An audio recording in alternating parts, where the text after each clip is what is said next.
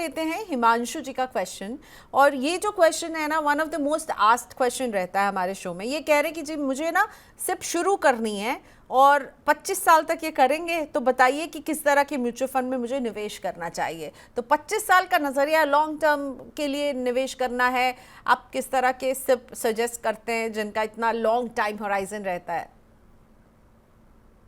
देखिए प्रियंका जी, अगर 25 साल का टाइम होराइजन है तो बहुत अच्छा हो जाता है। लंबे टाइम होराइजन में रिस्क काफी घट जाता है। एंड जनरली हम देखते हैं कि 7 साल का अगर कोई भी पीरियड लिया जाए हिस्टोरिकली, तो किसी भी फंड ने आज तक एसआईपी में 7% से ज्यादा रिटर्न पर एनम नहीं दिया है। तो जितना लॉन्ग टर्म होराइजन होता है, रिस्क काफी कम हो जाता है और रिटर्न बेहतरीन हो जाते हैं। अब हिमांशु जी की बात करूं, मेरे को नहीं पता है ये कितने एक्सपीरियंस इन्वेस्टर है, इन्होंने पहले इन्वेस्ट किया है नहीं किया है। अगर हम ये मान के चलें कि नए इन्वेस्टर हैं और ये ज्यादा इनको नॉलेज नहीं है और ये ज्यादा पोर्टफोलियो नहीं देखना चाहते, दिमाग लगाना नहीं चाहते, एंड आई एम श्योर ऐसे कई निवेशक होंगे जो नए हैं, पहली बार कर रहे हैं, या उनको लगता है कि कुछ ही फंड हो, ज्यादा दिमाग लगाना ना पड़े, सिंपल रहे, तो मेरा उनको सुझाव होगा आप एक ही फंड इन्वेस्ट करें जिसका नाम है HDFC S&P 500 इंडेक्स फंड। इस इंडेक्स फंड में होता क्या है, ये एक इंडेक्स को रेप्लिकेट करता है, जो इंडेक्स है S&P 500। इसमें इंडिया की टॉप 500 कंपनीज आ जाती हैं बाई साइज। जितनी बड़ी कंपनी होगा उसमें उसका वेटेज उतना ज्यादा होता है। इसमें लगभग 70% लार्ज कैप होता है, 20% मिड कैप होता है, 10% स्मॉल और माइक्रो कैप होता है। तो आपको बढ़िया एलोकेशन मिल जाता है। और ये एक इंडेक्स फंड है तो इसकी कॉस्ट भी लो है, तो आपको कॉस्ट की टेंशन नहीं है, फंड मैनेजर सिलेक्शन का रिस्क नहीं है। आंख बंद करके आप इस फंड को ले लीजिए और आप इसको 25 साल के लिए इन्वेस्ट कर लीजिए। आपको फिर पोर्टफोलियो देखने की जरूरत नहीं पड़ेगी और ये फंड आपको डिसअपॉइंट नहीं करेगा जब आप 25 साल बाद इसको देखेंगे।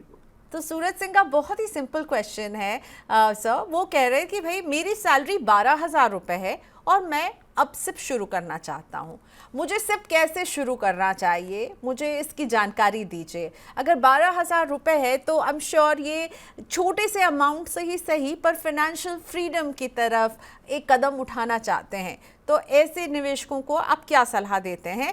कितने की सिप से शुरू कर सकते हैं? आइडियली अगर मैं कहूँ ये 500 रुपये की 2 सिप 1,000 रुपये की अगर करना चाहें, किस तरह की स्कीम आप सजेस्ट करेंगे इन्हें?